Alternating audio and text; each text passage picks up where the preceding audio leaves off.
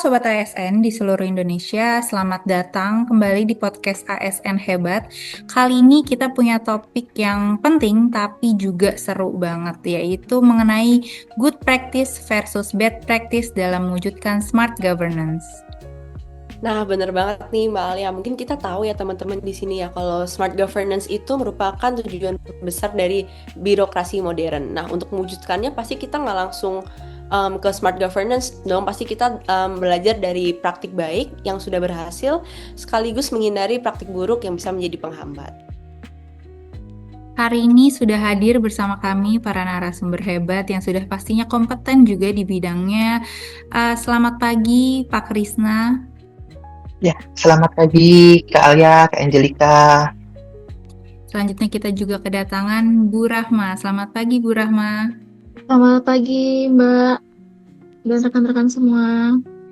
Kemudian kita juga kedatangan Bu Yolenta Panggabean. Selamat pagi Bu Yolen. Selamat pagi Mbak Alia, Mbak Angel, dan rekan-rekan semua. Dan terakhir kita juga kedatangan Pak Rizani. Selamat pagi Pak Rizani. Selamat pagi Mbak Alia, Mbak Angel dan rekan-rekan. Terima kasih kepada narasumber atas konfirmasinya. Mari kita mulai diskusi kita pada pagi hari ini. Kita pengen mendengar pandangan dari para narasumber ini. Bagaimana sih menurut Mas Krisna tentang good governance itu sendiri? Oke, baik. Terima kasih untuk waktunya ya Kak Alia, Kak Angelika. Jadi di sini saya ingin berbagi jadi salah satu contoh dari good practice yang menurut saya berhasil di instansi saya dan juga cocok atau patut dicontoh di instansi lain, yaitu pengimplementasian aplikasi e-office. Nah, jadi dengan adanya sistem ini, semua surat menyurat itu dilakukan secara digital. Jadi hasilnya dia lebih cepat, kemudian lebih transparan, dan tentu saja hemat kertas atau paperless. Jadi nggak ada lagi tuh alasan suratnya ketinggalan di meja lah, atau ketinggalan di mana, karena semuanya sudah terekam di dalam sistem. Seperti itu, Kak Alia, Kak Angelika. Wah, itu implementasi yang luar biasa yang bisa kita contoh ya di sini ya. Yang mana kalau misalnya kita nih sekarang kan pasti kalau cari surat yang belum digitalisasi kayak repot kan carinya di mana suratnya pasti kayak gitu. Nah, ini bisa dicontoh nih buat teman-teman sekalian nih. Nah, buat Mbak Yolen gimana nih Mbak Yolen? Gimana buat pandangan Mbak Yolen terkait good practice? Mungkin ada pengalaman yang mirip atau gimana? Iya betul sekali, saya setuju dengan Mas Krisna. Nah di tempat saya juga ada penerapan good practice lain, yaitu sharing session mingguan. Jadi setiap pegawai itu berbagi pengalaman ataupun ilmu baru, misalnya tentang aplikasi digital atau metode pelayanan yang lebih efisien. Nah menurut saya kunci keberhasilan good practice itu sendiri adalah budaya kolaborasi. Jadi bukan hanya teknologi, kita juga manusia yang mau saling mendukung itu merupakan salah satu kunci keberhasilan. Wah, jadi ingat nih nilai-nilai dasar ASN berakhlak ya Mbak Yolenta. Menarik sekali, jadi kolaborasi antara digitalisasi dan juga kolaborasi ini bisa jadi resep yang sukses ya dalam penerapan good practice. Oke, benar banget. Mungkin kita bisa dengerin dari sisi sebaliknya ya. Dari Bu Rahma, mungkin ada Bu pengalaman terkait bad practice di instansi Ibu? Baik, terima kasih Mbak Angel sebelumnya. Mungkin saya sedikit sharing ya mengenai permasalahan klasik yang sering saya temui di instansi saya, seperti adanya penundaan input data. Jadi ada beberapa pegawai yang tidak langsung segera memasukkan data ke sistem digital, sehingga adanya keterlambatan dalam pembuatan laporan.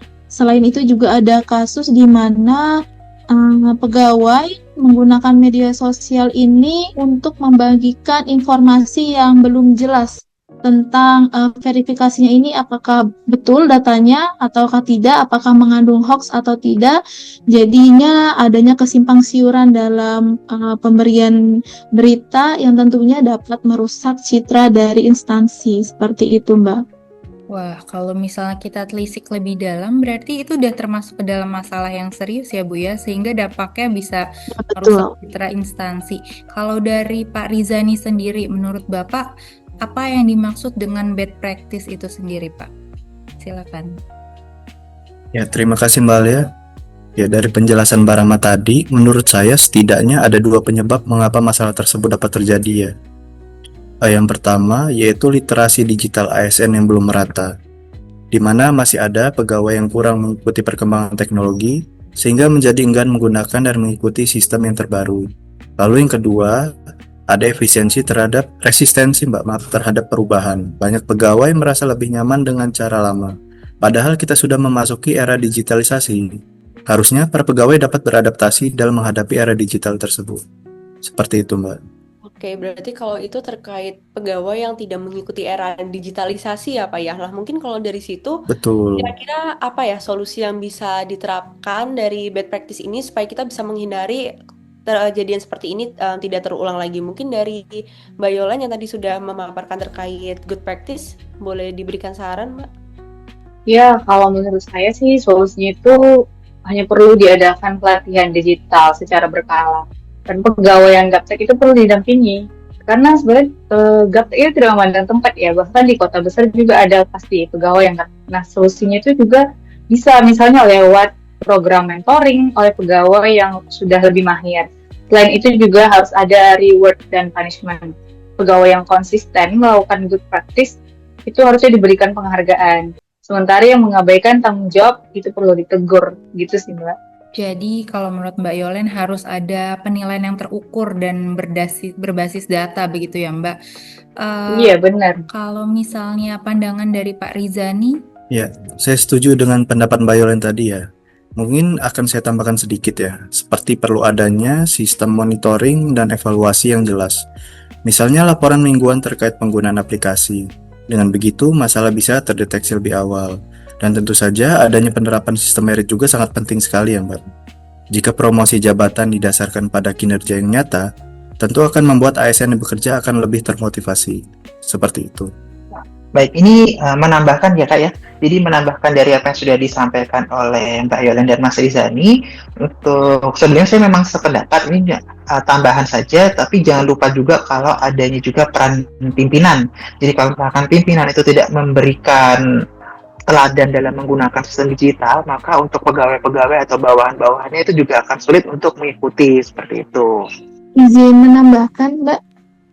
Mungkin kalau menurut saya itu kita sebagai ASN ini juga perlu memahami makna dan tentunya penerapan nilai-nilai dari Smart ASN ya, seperti digitalisasi, inovasi, profesionalisme, serta juga kolaborasi antar unit, supaya agar kita terapkan dan kita praktikkan di dunia nyata kerja kita, agar bisa menular dan menjadi budaya positif di unit-unit lainnya. Oke, mungkin kita boleh kasih applause yang luar biasa untuk para narasumber di sini. Iya, oke. Mungkin kalau bisa saya rangkum dari apa yang sudah dipaparkan oleh para narasumber pada hari ini, kunci dari good practice itu sebenarnya ada 3 hal, yaitu yang pertama terkait komitmen pimpinan, kemudian literasi digital pegawai, dan yang terakhir adalah budaya kolaborasi. Nah, sementara di sisi lain terkait bad practice, itu muncul dari gaptek, resistensi perubahan, dan tentunya kurangnya monitoring dari pimpinan. Luar biasa sekali Mbak Angel. Nah, sebelum kita tutup nih Bapak Ibu sekalian, saya boleh dong mendengar pesan singkat dari masing-masing narasumber, mungkin bisa dimulai dari Mas Krisna. Baik, untuk pesan dari saya itu jangan takut pada digitalisasi ya, karena nanti dengan teknologi itu akan memudahkan juga pekerjaan kita nantinya ya. Kalau dari saya mungkin setiap kesalahan sebaiknya kita jadikan pelajaran, karena bad practice itu bukan untuk mencari siapa yang salah, tapi supaya kita tahu apa yang harus kita hindari di kemudian hari.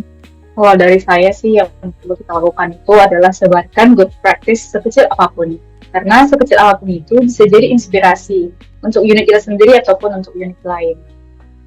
Pesan dari saya yang mungkin harus kita ingat dan terapkan ya Mbak, bahwa integritas dan profesionalisme itu harus selalu jadi pondasi dalam bekerja. Wah, menarik sekali ya para narasumber kita. Jadi ingat pepatah, belajar bisa dari yang baik, tapi jangan lupa juga buat belajar dari yang buruk. Wih, asik dari Mbak Alia ini tiba-tiba patah ya teman-teman para narasumber sekalian. Oke, bener banget sih. Nah, kalau soal yang buruk yang barusan disampaikan, saya jadi inget nih. Siapa di sini yang suka lupa password aplikasi kerja? Pasti pernah. Aduh, itu saya banget, Mbak. Kadang sampai dicari password 3 kali sebulan. Ya, Tenang Mbak, itu lebih baik daripada salah upload di grup WhatsApp keluarga. Waduh. Wah, Malu itu banget bisa ya. jadi bad practice tuh, berlapis ya. Jadi privasinya bocor sekaligus bikin malu nih Bapak Ibu. Ya pasti malu banget sih itu sih. Oke, mungkin cukup bercandanya. Mungkin di lain kesempatan kita bisa bercanda lagi.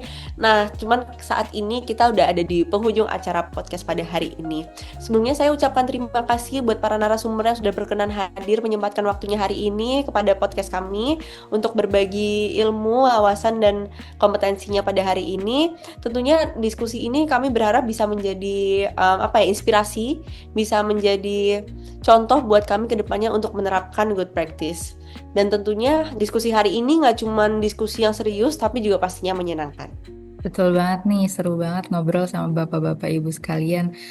Semoga podcast kita hari ini bisa memberikan inspirasi bagi kita semua untuk dapat memperkuat good practice dan juga menghindari sekecil apapun kemungkinan bad practice itu. Terima kasih atas waktunya sekalian Bapak Ibu. Sampai jumpa di episode berikutnya. Sampai jumpa di lain kesempatan.